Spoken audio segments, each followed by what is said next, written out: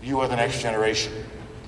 Mr. Obama and the team coming in now is the generation after mine, and you're the generation after his. Prepare yourself. Get ready. Above all, believe in yourselves to the depth of your heart and soul. And above all, believe in our democratic system. It has its flaws, it has its faults, but it still remains the greatest in the world and the greatest hope on earth as an example for the rest of the world. So congratulations for being in this program. Welcome to Washington. Have a great couple of days, and now let's do questions and answers.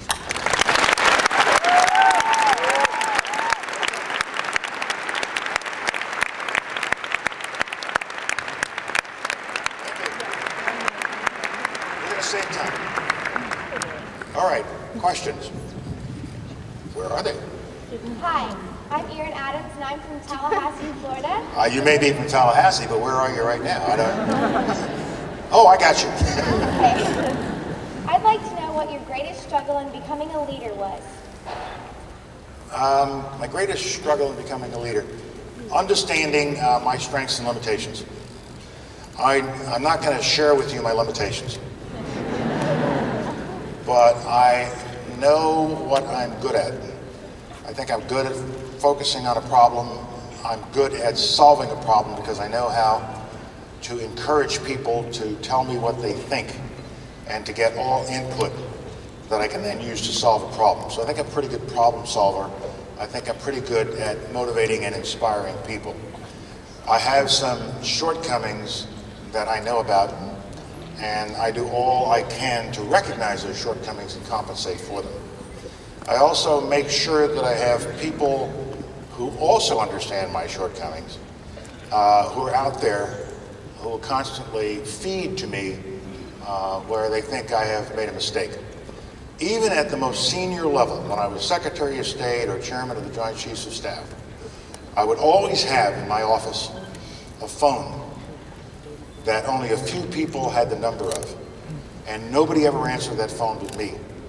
I had a staff of 1,500 people, and nobody was authorized to answer that phone. And the people who had the number knew that you would let it ring 3 times, and if he didn't pick it up, he isn't there, call back later. No voicemail. And it was a way for people who knew me well and were outside of the organization to call me and say, hey, you did that very well, but you know, you're still a jerk. Let me tell you what you screwed up. You may not understand this, but you screwed up. You gotta have people who will tell you you got no clothes on. And so, that didn't come out right. The emperor has no clothes. But you gotta understand what you're good at, what you're not so good at. And build on your strengths, compensate for your weaknesses, or have others help you with that. It isn't a crime or a sin to have weaknesses. We all have them. We all have shortcomings. And because of our shortcomings, it may direct you in another direction. There are a lot of people who don't have an ability really to work with people in an empathetic manner. Well, maybe they should find a job or a business or a profession where you can be a more solitary person. I'm very gregarious. I like being around people. I love being around people, and that's why I think the Army turned out to be a successful route for me. And so the greatest challenge I had early on was to discover what my strengths were, build on them, but even more importantly, what am I weak at and what do I need help with? Okay? Thank you. You're welcome. Mister. Good morning. Over here. Got you, yeah.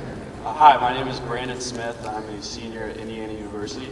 What are you studying? You got a job yet? Finance and entrepreneurship. Uh-oh. Okay. My question is, from your experience as Secretary of State, I guess what advice would you extend to Hillary Clinton as she moves into this position, and where do you think her strengths lie? Let's start with her strengths. I think she brings great strength. She personally is a strong person. I've worked with her. I've watched her through hard times and difficult issues, and she has a will of steel and a backbone of steel, and that will serve her well. She has never really had an executive position. She's pretty much been in Congress or in politics for most of her adult life. And so what I would say to her is, first and foremost, while you're thinking about the various issues out there, whether it's the Middle East, Darfur, North Korea, you name it, make sure that you connect with the people in your department. Because being a Secretary of State is not just doing foreign policy, it's running a large bureaucracy. And I spent a great deal of time recruiting for my department, bringing in new Foreign Service officers. I bought 44,000 computers because I realized we were not in the computer age in the department. And so I would encourage her to spend quite a bit of time on leadership and management issues in the department. And then I would say to her, rely on the Foreign Service quite a bit. These are the professionals and they know these issues. They may not always be as politically attuned as you are because they tend to be, and they're supposed to be non-political, but they have great experience. I would tell her to pick her shots carefully. You can't come in as secretary and think that you can solve every problem that's out there if only you jumped into it. These problems have been there a long time, and they are not always immediately amenable just to a new personality coming on the scene or even a new exciting president. And so pick your shots carefully. I would say to her, and she knows this, and she and I have already talked, reach out to our friends and allies. We've gotten a bad rap over the last several years, creating the impression around the world that we were very unilateral and that you do it our way or no way. It's not entirely fair, but politics is not fair. And I think what she has to do and what President Obama has to do is to reach out to all of our friends and allies and let them know we're listening to you and we're hearing what you're saying and we'll take your views into account. America cannot solve all the problems that are out there by ourselves, just by our own will and determination. We need friends, we need allies. The world used to be broken into two big blocks, one run by the United States and the other one run by the Soviet Union. That's all gone.